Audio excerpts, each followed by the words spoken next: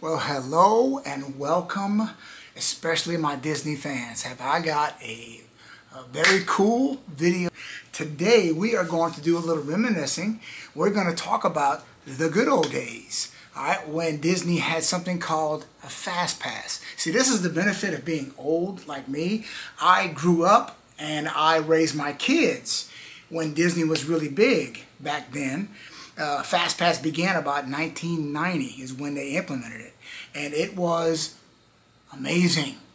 The basic premise of FastPass was you reserved your parks. In the original version of FastPass, you reserved your parks, and then basically when the park opened, if you got there at something called rope drop, true Disney fans know what I'm talking about, as soon as the rope drop would happen, you would have all you needed was one person in your party, it was me, to book it. All right, you'd run, you'd sprint to the three. You had the three experiences that you wanted to do that day, and all you needed was everybody's key. All right, back then they had the little cards like credit cards. That was your key to the kingdom, and you would just go book it to the experiences, put everybody's key in, and they had these little kiosks set up, and you put your little key in, and it would kick out a FastPass time for you.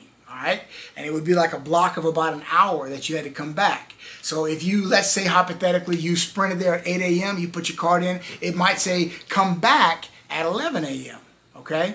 And so what you did was you loaded up all three experiences up for that day, and then you just went back to your group, and now it was easy mode. And here's the best part. FastPass was completely free. Just one chance to be free. So then they implemented something called FastPass Plus, which allowed you to plan from home, like 3 months in advance. And everything went to your Magic Band, okay? We're going a little further later on in time now, okay? So 3 months out, all right, 2 or 3 months out, you could plan your experiences and you could set your times and everything else. And all you had to do was go to, again, a certain little spot, hit your little Magic Band on your FastPass and walk in. And once again, it was free. Just one chance to be free. Then COVID hit, and a guy by the name of Bob Chapek came in. Yeah, he brought in Genie Plus. Genie Plus, you were on your phone.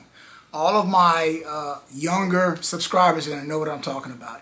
You basically spent your entire time. First of all, here's the worst thing. You had to pay. You had to pay for Genie Plus, and then you had to pay, if you wanted to pay more, there was something they called Lightning Lane. You had to pay more for that, too. In addition to Genie Plus, you had to pay more. So if you wanted to ride 3 experiences at Magic Kingdom, Big Thunder Mountain, Splash Mountain, etc., Space, whatever, you could do that, but then they had premium rides like Tron, and you had to pay another fee, depending on how busy it was, for the Lightning Lane for that one. So with Genie Plus, family of 4, you might be looking at an additional $120, $150 if everybody wants the Genie Plus and the Lightning Lane. It was horrible. Well, I have great news, because today we're talking about the latest thing for Disney, starting in a matter of weeks now at Walt Disney World, something that's going to be called Multipass Lightning Lane. Multipass Lightning Lane. And I actually have a chart that we're going to put up for you right now. And let's go ahead and check that out. Scotty, go ahead and cue up the video. So as we take a look at this chart right here from Disney World, I'm going to try to walk you through this. If you look to the left of the Multipass, again, this used to be the Disney Genie Plus. You can purchase, i.e., again, pay. You can pay for 1 theme park per day, and you can choose up to 3 experiences and times. Now, not all experiences, but certain select experiences and times. Now, the and times is really nice too, for 1 theme park ahead of your visit.